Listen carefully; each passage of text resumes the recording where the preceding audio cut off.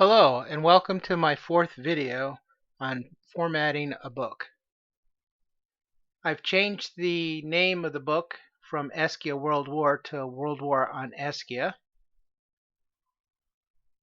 And what I want to show you, this is the layout showing you with everything in it, but let's take a look at it, how it would look if it's printed as a book. So first we'll turn off all the hidden characters and we're going to go over to File, Page Preview, and there's a little icon right here. It says Book Preview, and then let's scroll all the way to the top. So now it's like you open the cover and this is the first right page in the book. So when we scroll down to the next two pages, we have a blank page on the left page, and then we have the full title page, then we have the copyright page, and then we have the table of contents. So we have the little dots showing you off to the side, and it looks fairly clean. The page number is an I. On the second page is a double I. So then everything looks nice and clean. And then it starts on page 1, chapter 1. In the last video, I had a number that I was showing, and this is the correct number. I got 2 decimal points here, but that's not what I'm looking at. 88775.224 is the number I was trying to remember last video. I think I had 147 in here. This is the number, so chapter 1 has to make this number available. So hopefully when I show in the next video chapter 1 that I've accomplished that goal. So I know that's one of my goals that I have to accomplish when writing the book. If I go down to the next page, page 2, page 3, and I said it's 2.5 pages, and now there's a page 4. So we can see this formatting is off. This chapter 2 is going to start on the left side. So let's go ahead and go back, escape, and now we're back on the regular editing. And I'll go ahead and turn all the hidden characters on so you can see them, and we'll scroll down. Before I show you correcting that chapter situation, let's go ahead and look at what I've already done with the table of contents. So I went ahead and made this page have 2 columns. Basically, you click on the page, like right this one, I'll do it and then undo it. So this one here, you format, you put columns in, and then you can make the columns either small on the outside or however you want to do it. In this case, small on the outside would be that way. 0.5 is what we've been using. I'll just click on this and it makes it correct. And if I say OK,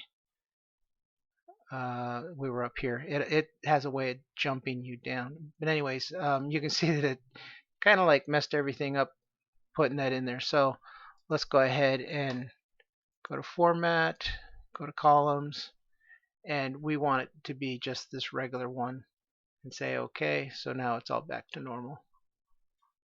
But that's what I have going on this page. So it has 2 columns. When you have 2 columns, the text will fill up this box, and when it gets to the end, it'll start filling up this box. And then when it gets to the end of this one, it starts filling up on the small one here, gets all the way to the bottom and starts filling the top. So our big key factor is we need to keep our vertical spacing the same throughout the table of contents so that we can have our 1 line up with the rows. 2, 4, 7, 10 all line up with the rows properly. So if I turn off the hidden characters, you can see how they kind of like line up with the bottom of the number. That's how it's supposed to be. So how do I accomplish this? Well, I basically made everything 15 point, and so right here I have 12.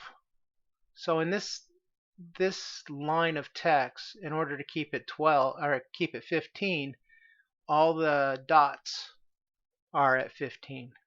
So that way it forces the vertical to be exactly the same as 15. That way our 1 out here can be a 15. So I basically have the vertical spacing all the same just by having 1 character in that line be at the right vertical uh, point size.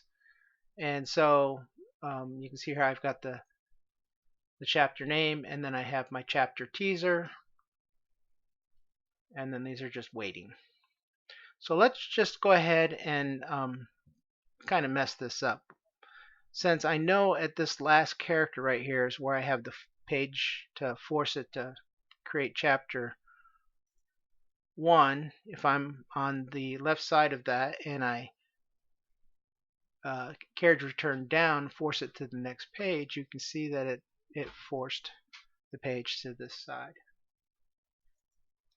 So now the chapter is beginning the wrong page. Click on this, it says this is the first right page, and in this case it would have to be the first left page. So let's go ahead and put this back.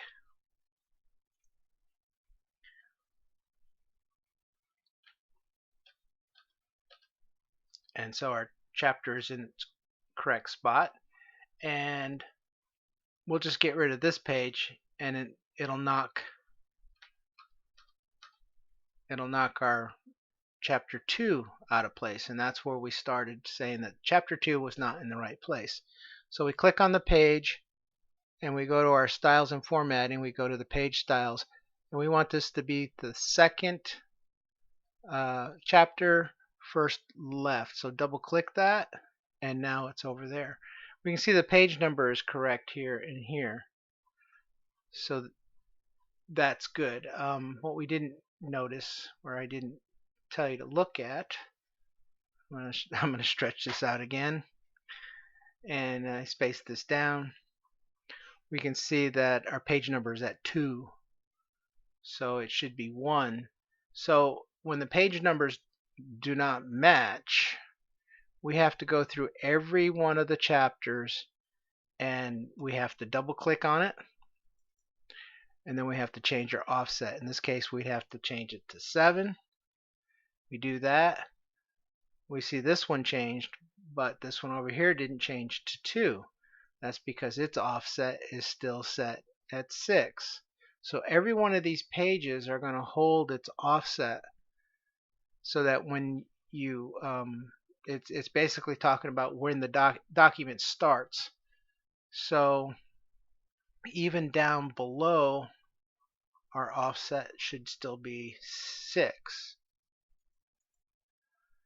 And so you'd have to make it the same through all the pages. So when you change the table of contents size, you're going to have to go through every one of your chapters and change all the page number offsets.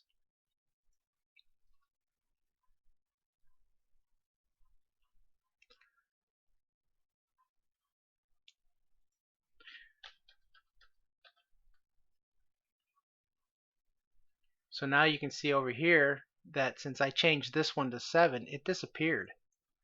We'll click on that, make it back to 6,